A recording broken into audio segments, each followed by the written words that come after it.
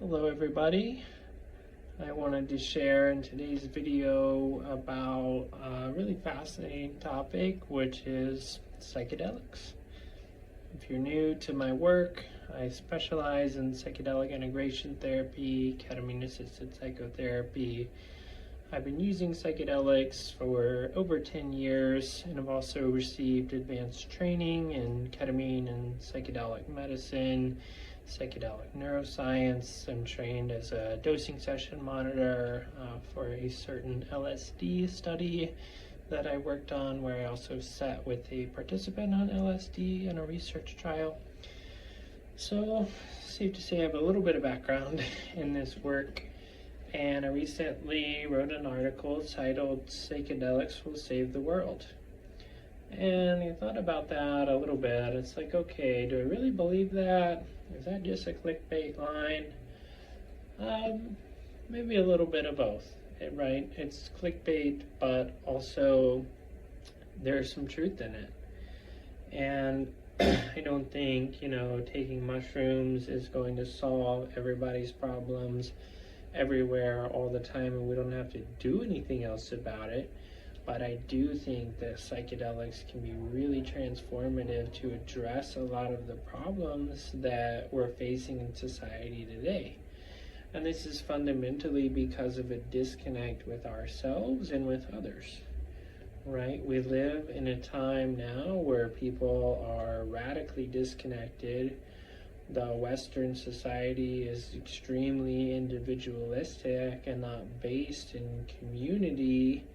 We suffer from mental health problems and obesity due to corporations and our political infrastructure, being set up to take advantage of us. And so, we have a really long way to go in terms of getting ourselves back to a more communal-based society that has health and love and community at the core. And what I really want to see is a world where everybody really values health and people care about one another, and that's baked into how we run society. And I think because our society lacks a lot of concept of divinity and the divine, right? Because we've largely lost faith in anything greater than ourselves. People instead focus on making money to find meaning and to give themselves something to do in life. And so this radical search and quest for making a ton of money has sort of been at opposite ends with what is best for people. Now, don't get me wrong, we all need money. I certainly am in that same camp too, right? Like, I gotta have money to pay my bills. And everybody should have money to pay their bills and even live a nice life. I believe we all have a right to have a comfortable life, but that, of course, can turn to greed at some point. Because when you're not grateful for what you already have, you are going to start looking for more and more and more and more. But once you get to that point of having more, it's not enough, because you're always looking for the next thing. And so from a perspective of gratitude for what we have and understanding what we really value, we can find a deep sense of connection and felt well-being. But if we exist in a mode of always looking for more, of having no meaning or no connection, I think people tend to play money games because that's what's valued, right? That can give somebody something to do, because if you don't have anything to do, that's not good either. And our society props up this value structure that if you're super rich, you're killing it at life and you're successful and like your life is amazing. And I mean, I've been listening to the Elon Musk documentary, and that guy, if you really look at it, I mean, he's kind of a tortured soul. His relationships are crappy. Most people think he's an asshole. He's really mean to his direct reports. He works extremely hard, way harder than anybody else can even begin to conceptualize, and he's the richest man in the world.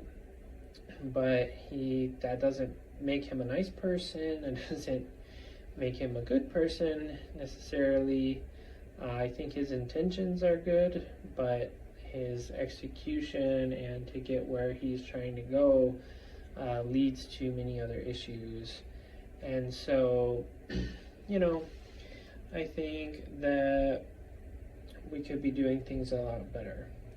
And I think that we have lost our sense of connection to the divine, to something greater than ourselves. And psychedelics can start to rekindle that light. And I think that psychedelics show us the truth, because it's really easy when we're getting bombarded by marketing messages and political messages from those rich people who want us to buy their stuff so they can be more rich. We're bombarded with their messages of, hey, buy my stuff, live this way, do this. And it's really, really hard to fight against that, to live differently.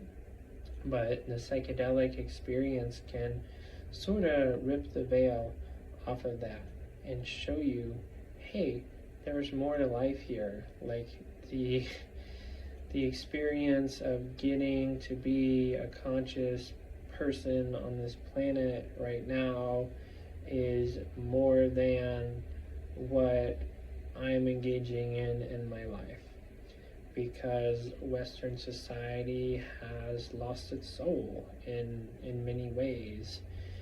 But there's so much potential for beauty and magnificence in the reemergence of the soul, and psychedelics can be a fundamental catalyst for that. Now, there's certainly other ways that we can reconnect with our souls that occur outside of the psychedelic experience. So, for example, some people can have a spiritual experience through deep states of meditation, even through a breath work ceremony, which doesn't require any psychedelics. I've had some really deep psychedelic journeys in breath work without taking any drugs, just going and it just like, whoa, it hyperactivates you and takes you to a different space. I mean, even praying, connecting to your dreams and writing down your dreams, having a relationship with that, just forming your own personal relationship with something greater than yourself, being in nature, being in community with other people. All of these can spark really big and important spiritual experiences that remind us of that light within ourselves. And when we feel that light and we have a strong sense of connection with that light, then we see reality for what it is. We get out of our thinking brain, our cognitive mind, or even our emotional strings that are being pulled in every which way, and we start to say, wow, like, one day I'm going to die, and right now I have this opportunity to be alive here on this planet, and I can do something really amazing with this life that I've been given, or I can squander it away in meaninglessness. And when you're so lost in meaninglessness because you have no guiding light, because society doesn't offer you a guiding light, it's just trying to pull at your strings and use you to get people to buy the thing that you're selling, well, that's not good. So, I think we all have to take a step back from this world, and we need intentional time to disconnect from the mass messaging that is being propagated constantly to evoke an emotional response And we need that opportunity to unplug and go into nature and be in community and have altered states of consciousness experiences. And in creating a world where the psychedelic experience is accessible, we can start to turn the wheels of that. And I believe when people have psychedelic experiences and they experience the divine within themselves, they might see like where their focus is skewed, right? Like making money is not the ultimate end goal, right? Making money is a means to surviving and having energy to pay for the things that you need, the energetic things that you need, but you should be making that by having a meaningful exchange. So in my counseling practice, for example, I can make some positive good in the world by helping others move through their mental health or their spiritual struggles, and that's extremely meaningful for me. And so knowing that, excuse me, knowing that I'm out there making a difference for other people and helping them move toward a healthier state of being, a more spiritually grounded state of being, is amazing. Now, my helping others doesn't have to be that. It can be anything, right? Like, for example, I'm hosting a session later tonight on marketing for therapists and other mental health providers. And by teaching other people, how to be good marketers, that can help them get more business into their small business. But it could be anything, like changing somebody's oil, being a plumber.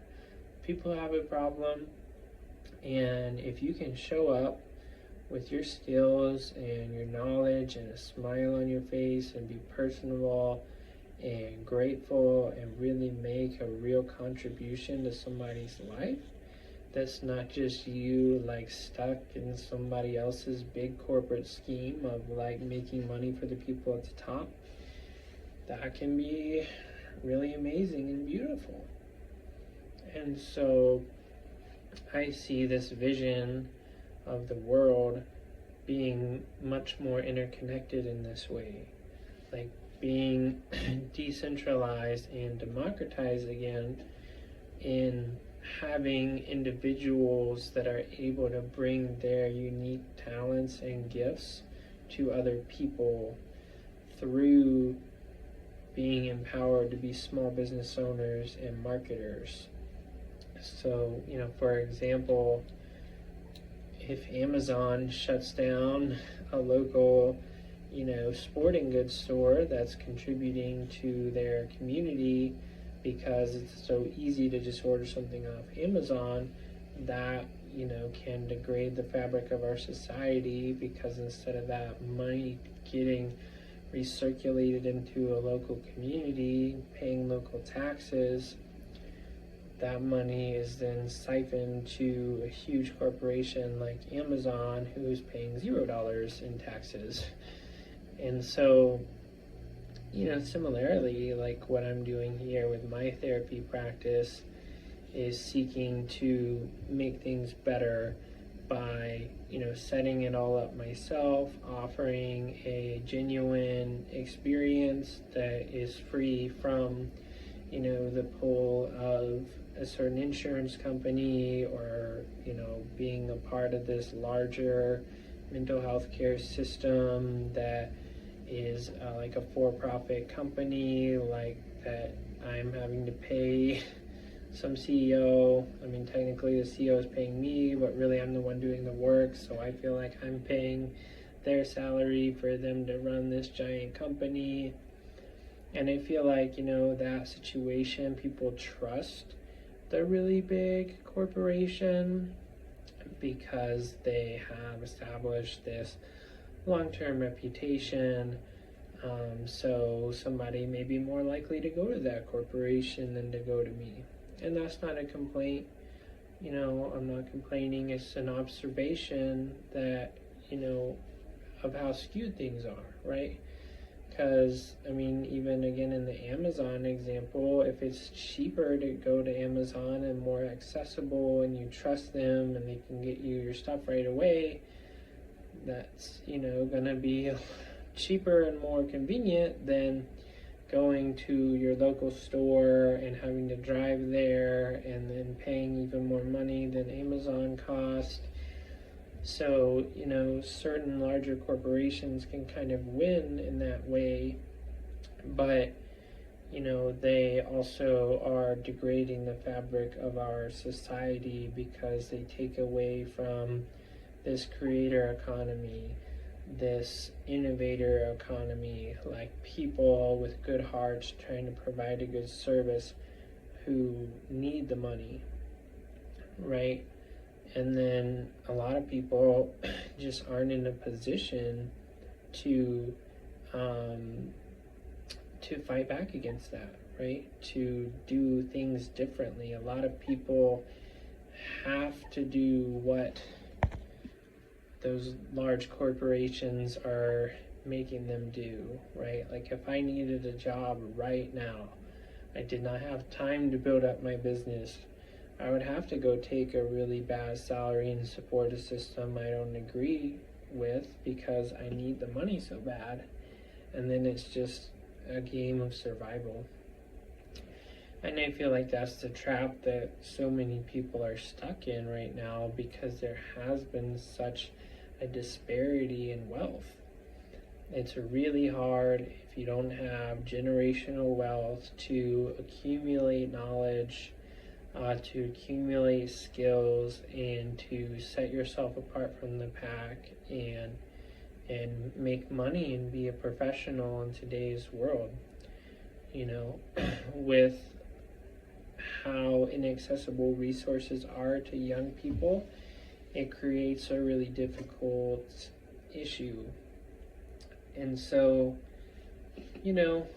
I hope that psychedelics will be the catalyst for a conscious reconnection, and whether that occurs within the context of these particular systems or businesses or political structures, or if that's a sort of outside of one's day-to-day work, they start to work on living a more conscious life, and then that eventually leads to a more grounded and whole conscious experience. Like people can find a way to support their family without having to go to that 9-to-5 job every day that they don't believe in, then even better. But maybe it's more of a thing of people start to see these issues in society and say, hey, wait a minute, I think there's a better way. And then maybe they have a psychedelic experience, a spiritual experience, whatever, and they see, oh man, I wish we had political leaders who want us to be better. They believe in health and they believe in spirituality. And these people say, oh, and this company I'm working for is just totally eroding our economy and it has no meaning embedded in it. It's just like making money for other people so they can enjoy material excess. Well, if you can start to have those realizations, and then you can start to say, well, how can I live a better life outside of my day-to-day job while still enjoying that security for a while? I think that's a very positive thing. And then eventually finding a way to do that full time. So for example, I'm growing mushrooms right now. If I, said, oh, I can spend 20 minutes a day reading my book about growing mushrooms. I can, grow just one small batch. Right now I'm growing oyster mushrooms.